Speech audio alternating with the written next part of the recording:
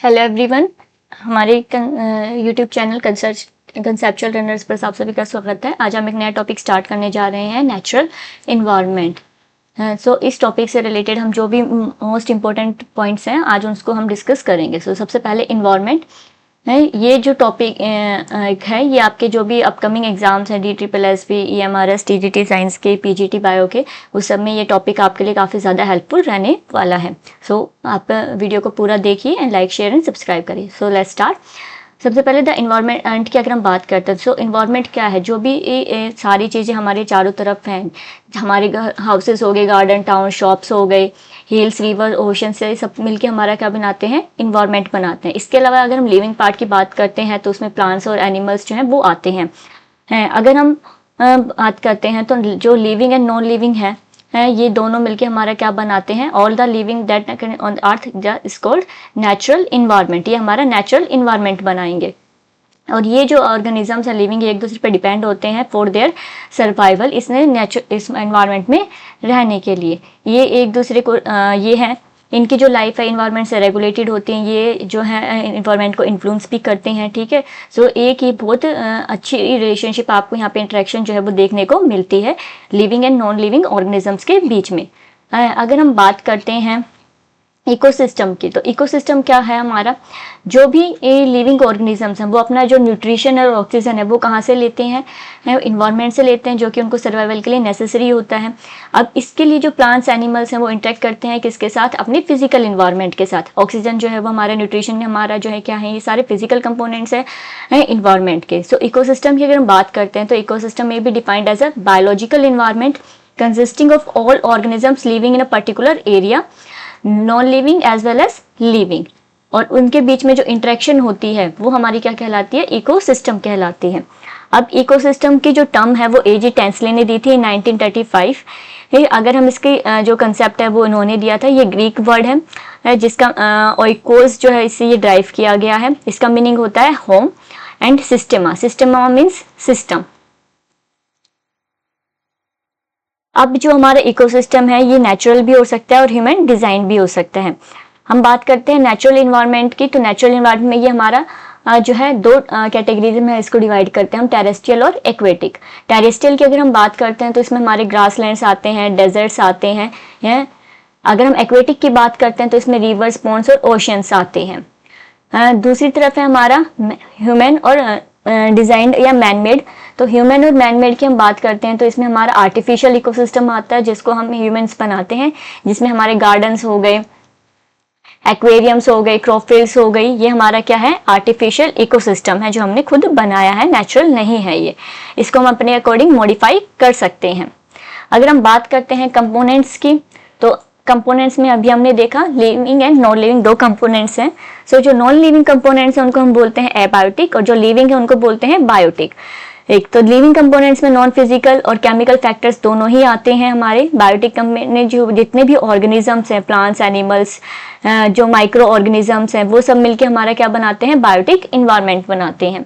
अगर हम कंपोनेंट्स की बात करते हैं यहाँ पे, तो यहाँ पे कुछ एक एग्जाम्पल आप देख सकते हो। एबायोटिक कंपोनेंट में हमारा आता है सनलाइट, टेम्परेचर, प्रेसिपिटेशन, वाटर और मॉइस्चर, सॉइल और एयर। ये हमारे सारे एबायोटिक कंपोनेंट्स हैं। बायोटिक में प्राइमरी प्रोड्यूसर्स आते हैं हमारे हर्बीवोर्स, कार्निवोर्स, ओमनिवोर्स और डेट्रीवोर्स। ये हमारे क्या है? सारे बायोटिक कंपोनेंट्स हैं।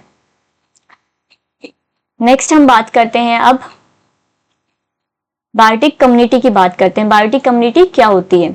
बायोटिक कम्युनिटी जो है it's refer to the population of various kinds of living organisms living together and sharing the same habitat. एक बायोटिक कम्युनिटी पूरी पॉपुलेशन को बताती है, वेरियस काइंड के उसमें ऑर्गेनिजम्स आते हैं जो एक साथ रहते हैं एक ही हैबिटेट में, ठीक है।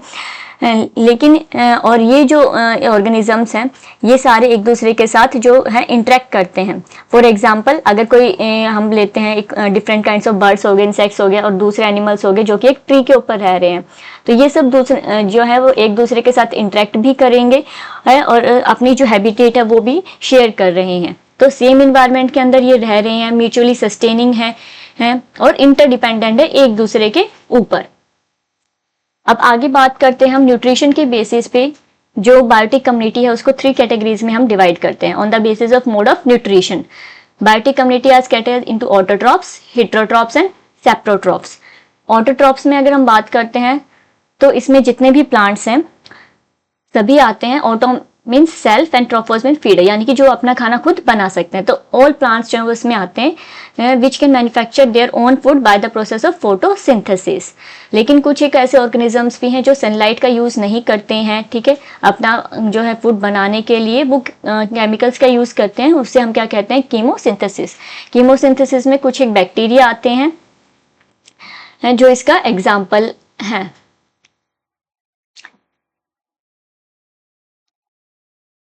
जो बैक्टीरिया जो है हमारे कीमोसिंथेसिस की कैटेगरी में आते हैं। प्लांट्स जो है वो फ्रूट प्रोवाइड करते हैं सभी एनिमल्स को डायरेक्टली और इनडायरेक्टली, ठीक है। हर्बीवोर्स को डायरेक्टली देते हैं वो, जो ओमनिवोर्स और कार्निवोर्स हैं वो इनडायरेक्टली हर्बीवोर्स पे और प्लांट्स पे डिपेंड रहते हैं। तो इन्हें हम क्या कहते हैं, प्रोड्यूसर्स कहते हैं। जो ऑटोट्रॉप्स हैं वो बेसिस बनाते हैं किसी भी बायोटिक सिस्टम का, ये सोलर एनर्जी को ट्रैप करते हैं अपना खाना बनाने के लिए। जो टेरेस्ट्रियल इकोसिस्टम है उसमें जितने भी रूटेड प्लांट्स हैं वो आते हैं हमारे ऑटोट्रॉप्स। और जो एक्वेटिक सिस्टम की अगर हम बात करते हैं इकोसिस्टम में, तो उसमें फ्लोटिंग प्लांट्स जो हैं, जो फाइटोप्लैंक्टन्स हैं and shallow water rooted plants हो गए, ठीक है, मैक्रोफाइट्स वो उन्हें बोलते हैं, वो किसके एग्जाम्पल्स हैं, ऑटोट्रॉप्स के एग्जाम्पल हैं। अब बात करते हैं हिट्रोट्रॉप्स की। Hetero means other and trophs mean feeder, यानी कि जो दूसरों पे डिपेंड रहते हैं, इन्हें हम कंज्यूमर भी बोलते हैं, which feed on plants and animals पे फीड करते हैं। इसमें हर्बीवोर्स आते हैं जो कि ओनली प्लांट्स मटेरियल को खाते हैं, कार्निवोर्स जो दूसरे एनिमल्स को खाते हैं, और ओमनिवोर्स जो दोनों जो है प्लांट्स और एनिमल प्रोडक्ट्स दोनों को ईट करते हैं। फिर आते हैं हमारे सेप्रोट्रॉप। सेप्रोट्रॉप यानी कि जो रोटन फीडर होते हैं, डेड एंड डिकिंग मैटर पर फीड करते हैं, इन्हें हम डिकम्पोजर्स भी कहते हैं। ये जो कॉम्प्लेक्स ऑर्गेनिक सब्सटेंसेस हैं या कंपाउंड्स हो गए डेड एंड डिकिंग एनिमल्स के, उनको सिंपल फॉर्म में कन्वर्ट करते हैं और वापस इन्वायरमेंट को रिटर्न कर देते हैं। तो ये एक बड़ा रोल प्ले करते हैं इन्वायरमेंट को क्लीन करने में। इंपॉर्टेंट लिंक है ये किसके बीच में, living and non living in जो कंपोनेंट्स हैं उनके बीच में, क्योंकि जो लिविंग कंपोनेंट्स है, डेड प्लांट्स हैं, एनिमल बॉडीज है, माइक्रोब्स हैं, ये उनके कॉम्प्लेक्स केमिकल्स को तोड़ के सिंपल न्यूट्रिएंट्स जो है उसमें कन्वर्ट कर रहे हैं और वापस इन्वायरमेंट को रिटर्न कर रहे हैं।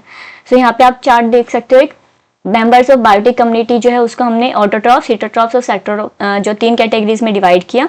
हेटेरोट्रॉप्स में हमारे आते हैं प्राइमरी कंज्यूमर्स, जिसमें हमारे हर्बीवोर्स आते हैं, एग्जांपल काव एंड शीप। सेकेंडरी कंज्यूमर्स में हमारे प्राइमरी कार्निवोर्स आते हैं, फ्रॉग एंड पिकॉक। टर्शरी में secondary and tertiary carnivores, lion और टाइगर आते हैं। इसके अलावा अगर हम बात करते हैं नेक्स्ट जो आते हैं, ये यहाँ पे आप देख सकते हो, ये एक पॉन्ड इकोसिस्टम है। इसमें किस तरह से ये जो फाइटोप्लैंक्टन्स है वो हमारे प्रोड्यूसर्स हैं। रूटेड वेजिटेशन भी आप यहाँ पे देख सकते हो, ये प्रोड्यूसर्स में आती है। मस्क ग्रास यहाँ पे है, शैलो वाटर बॉडीज में जो ग्रो कर रही है। जू प्लैंक्टन्स हैं, ये हर्बीवोर्स हैं, ये प्लांट जो फाइटोप्लैंक्टन्स पर फीड करते हैं, इनको फिर जो दूसरे ऑर्गेनिजम्स हैं, फिशेज हो गई, वो इन पर फीड करती हैं। कार्निवोर सेकेंडरी, फिर टर्शरी जो अपर लेवल की जो बिग फिशेज हैं वो इनको ईट करती हैं।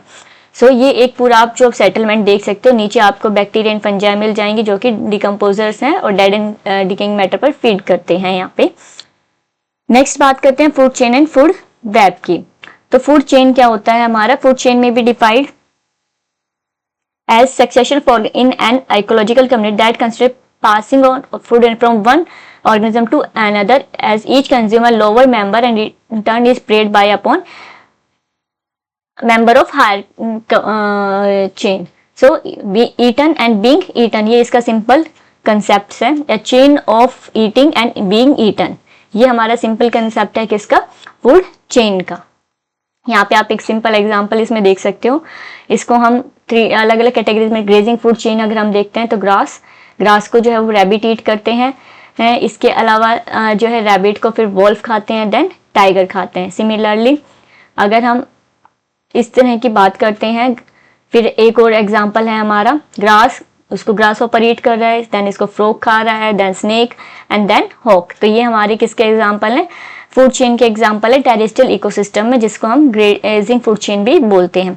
एक्वेटिक में बात करते हैं तो हमारा फाइटोप्लैंक्टन्स आता है, फाइटोप्लैंक्टन के बाद अमीबा आता है, अमीबा को ऑक्टोपस या फिश जो है वो ईट करती हैं इसको। फिर बिगर जो सी एनिमल्स हैं, व्हेल हो ही, इस तरह से ये हमारी एक्वेटिक में बनती है।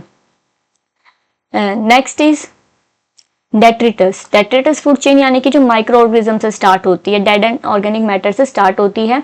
Microorganisms feeding on dead and decaying matter, इसको अर्थवॉर्म फीड करते हैं, अर्थवॉर्म को फिर फ्रॉग या दूसरे जो एनिमल्स हैं वो फीड करते हैं। फिर स्नेक आता है हमारा जो प्राइमरी हमारा सेकेंडरी जो कंज्यूमर है, एंड देन पिकॉक जो टर्शरी कंज्यूमर है। तो इस तरह की एक डेट्रिटस जो फूड चेन है वो आपको एक्वेटिक सिस्टम में भी दिखाई देगी। अब बात करते हैं हम फूड वेब की। सो इंटरकनेक्टेड जो फूड चेन्स होती हैं उनको हम क्या बोलते हैं? फूड वेब बोलते हैं, क्योंकि एक एनिमल सिर्फ एक ही ऑर्गेनिज्म पे डिपेंड नहीं रहता अपने खाने के लिए, वो मल्टीपल सोर्सेज पे डिपेंड रहता है। तो ये सारे सोर्सेज हैं वो एक दूसरे से कनेक्टेड होते हैं और हमारी एक जो फूड वेब है वो यहाँ पे बनती है। सिग्निफिकेंस क्या रहेगा फूड चेन का और फूड वेब का? They help to maintain ecological balance बना रहता है। एक ही ऑर्गेनिज्म जो है उसकी पॉपुलेशन कम नहीं होती है, इस हिसाब से है उनके पास वैरायटी रहती है फूड के लिए, मल्टीपल सोर्सेज रहते हैं। They help in understanding the feeding relation among organisms. Energy flow and neutral cycle जो है वो इन्हीं के थ्रू बना रहता है। तो ये हमारे food chain and food web का जो टॉपिक है वो था। अब हम बात करते हैं एनर्जी फ्लो की। सो जो इकोसिस्टम है उसमें एनर्जी फ्लो कैसी होती है? The flow of energy is unidirectional, यानी कि एक ही प्रोड्यूसर से अपर जो लेवल से वहां तक हमारा जाता है और वापस नहीं आता है। और जो ओनली एक फ्रैक्शन है एनर्जी का वो ही ट्रांसफर होता है, जो सारी एनर्जी है वो ट्रांसफर नहीं होती है। ठीक है, जो लॉस्ट होता है एनर्जी का वो किस फॉर्म में होता है? हीट की फॉर्म में होता है, या जो हर्बीवोर्स हैं वो उसको यूज कर लेते हैं अपनी जो फिजियोलॉजिकल जो प्रोसेसेस हैं उनको करने के लिए। सो ओनली जो 10% रूल आपने पढ़ा होगा कि ओनली जो 10% अमाउंट है एनर्जी का अब वही जो है ट्रांसफर होता है।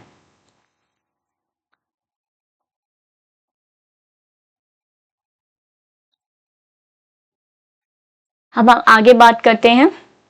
यहाँ पे आप देख सकते हो सबसे पहले सन जो अल्टीमेट सोर्स है एनर्जी का, प्रोड्यूसर्स इसका यूज करते हैं। फर्स्ट ट्रॉफिक लेवल है ये हमारा, इसको जो प्राइमरी कंज्यूमर है वो फीड करता है, ये सेकंड ट्रॉफिक लेवल में आता है। Secondary consumer third trophic level and tertiary consumer fourth trophic level. So इसमें जो बीच में है वो हीट जो है उस फॉर्म में भी एनर्जी रिलीज हो रही है, जितना इन्होंने हीट किया सारी की सारी एनर्जी जो है वो नेक्स्ट ट्रॉफिक लेवल पे ट्रांसफर नहीं हो रही है। कुछ एक एनर्जी जो है वो डिकम्पोजर्स भी ये जो है वो लेते हैं और उसके वो भी हीट की फॉर्म में कुछ एनर्जी को जो है रिलीज करते हैं। सो यहाँ पे आप देख सकते हो अगर 10 किलो कैलोरीज 10,000 किलो कैलोरीज अगर एनर्जी है हमारी ऑटोट्रॉप्स के पास, तो उसका ओनली 10% यानी कि 1000 ही जो है नेक्स्ट ट्रॉफिक लेवल के जाएगा। इसके बाद इसका जो 10% है वो नेक्स्ट ट्रॉफिक लेवल में जाएगा और इसका जो 10% है वो जो है नेक्स्ट ट्रॉफिक लेवल में जाएगा। सो इसलिए एक जो है जो लेवल है ट्रॉफिक लेवल्स का वो मिनिमम 3 या 4 हो सकता है, इससे ज़्यादा ट्रॉफिक लेवल्स हम नहीं कर सकते। यहाँ पे जो NU है ये एनर्जी नॉट यूटिलाइज्ड जो है उसको बता रहा है, और ये जो एनर्जी है ये किस फॉर्म में हमारी यूज अप हो जाती है? हीट या जो अदर फिजियोलॉजिकल जो प्रोसेसेस हैं उसमें हमारी जो ये एनर्जी है ये यूज हो रही है।